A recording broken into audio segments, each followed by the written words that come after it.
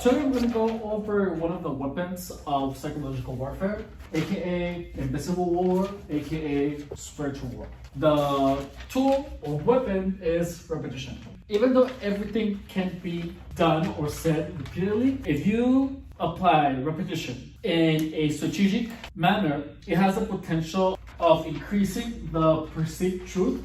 Even when something is false, and even when you know it's false, you can be made to perceive it as more truthful. A phrase can be repeated so much that you can confuse it with your own thought or an assertion. It can potentially reprogram your behavior, perspective, ideas.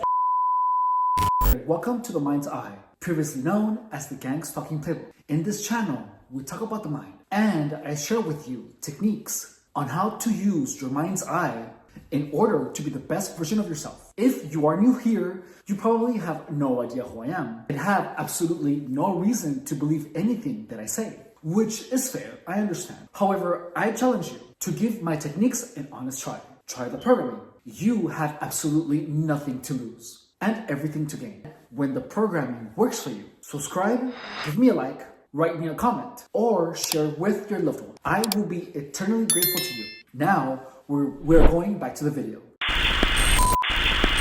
And it's significantly more powerful if it's mixed with engineered social proof. Now, repetition, this could be assertions, phrases, ideas, or symbols. I'm going to give you an example of repetition and mixed with engineered social proof. So imagine that this is Jessica and this is Dan the psychopath, right? So now, let's say that Jessica is very successful and everyone loves her, so she shines bright and she has everything going for her because she works really hard. Now, let's say that she begins making more money than Dan the psychopath. Therefore, Dan the psychopath is next up is to destroy Jessica. So how is he going to do that? So first he's going to use repetition by plugging an idea onto everyone's head. So let's say that these are her friends, right? So Dan the psychopath is going to go to all of the friends and they have the mutual friends, and he can actually even be very selective on who she considers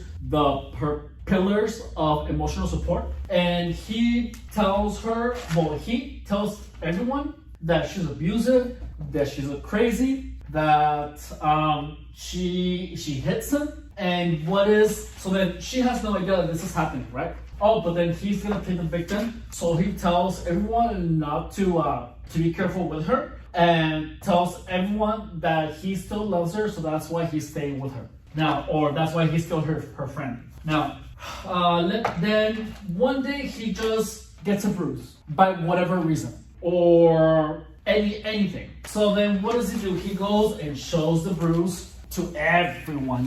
If he's a true psychopath, he would actually have the capability of doing it himself and then showing them the proof that she is violent. And guess what? Now Dan the narcissist is changing the perception of her closest friends and to her being a violent person, while she has done nothing. But he has repeated the message so much, and he has engineered social proof, so now it's a lot more believable. And now, not only that, but then let's say that they're ready to get together, and since they're friends, he has gotten to know her violence. So then what does he do? He pushes her buttons when they're hanging out together, and then she storms off. Boom! More points to the believability of Jessica being a psycho. And then guess what's gonna start happening once everyone thinks that you're a violent person and they have seen you fucking bruise your friend, and your friend just keeps talking shit to all your social pillars. They're gonna stop talking to you. And then what's gonna happen next? She's gonna be isolated and therefore more susceptible to more manipulation. And just know that she didn't have to do anything. The fact that she has no awareness of this type of maneuver. A person has the power, anyone has the power of changing your perception, the perception of you to whoever they want. They can engineer social proof in such an easy way. And that's just one example. There's a lot more examples. Now, also, another example of repetition. Let's use a phrase or music or whatever. what do you think of when you hear WAP? Do you hear in your head wet ass pussy? Well, that's normal, but you know, WAP doesn't only mean that. So it also means with the Recession Assistance Program, they can mean a lot of things. So the fact that the name of that song or the artist come into your head when you see WAP is because you have been programmed through repetition to immediately have this equivalent to the song or to the artist. Alright? So that's how susceptible you are. Now, also, McDonald's. Why? Even though everyone knows that McDonald's is poison. So watch this. It increases the perceived truth, even with known falsehoods. Everyone knows that McDonald's is poison. Everyone has seen or heard at least of Super Size Me. Do you know how much McDonald's spent on marketing? $1.62 billion last year. That's a shit ton of money. And you know what? It works. Why? Because of repetition. And guess what? The reason that it works is because most of us are not aware of how effective it is. You know, actually the other day I found myself carrying a fucking $1 burger from McDonald's. I haven't bought it yet, but that's even unsusceptible. And I know that your health goes down if you eat that shit. Now, propaganda. You know, this is a repetition used by the government. Terrorism, what do you think of when you hear the word terrorist? 9/11. Why? Because it was used like in every single thing that had to do with 9/11, you heard the word terrorism at least 90 times. Now, also, Nazi Germany.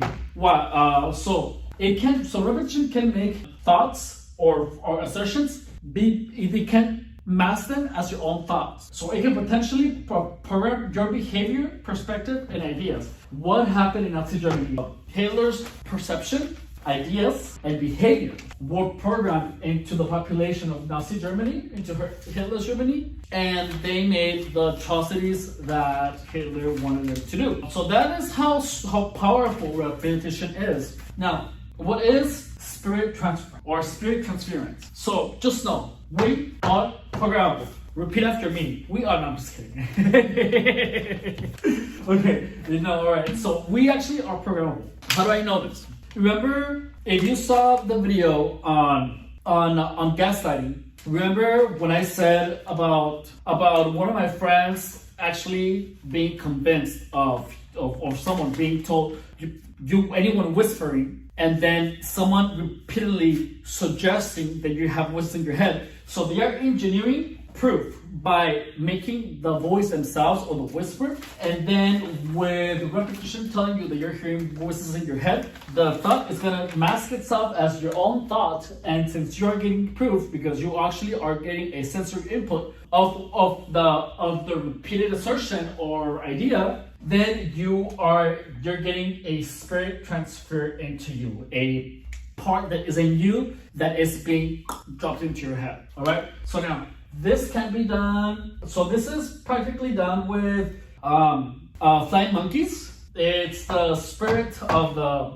narcissist. Also, if you watch any of the Lebanese Scientology and the aftermath, that's all the cult members or the Scientologists. They have been transferred the spirit of Scientology. So just so you know, we are programmable. So anything that tries to actively program you is a psychological attack. It is a part of the invisible war. It is a spiritual war. We are a lot more susceptible than we would like to think. So it is really important that you are fully aware of what a psychological attack is. All right. If you have any questions, concerns, comments, please put them in the comment section. Thank you for watching. Bye.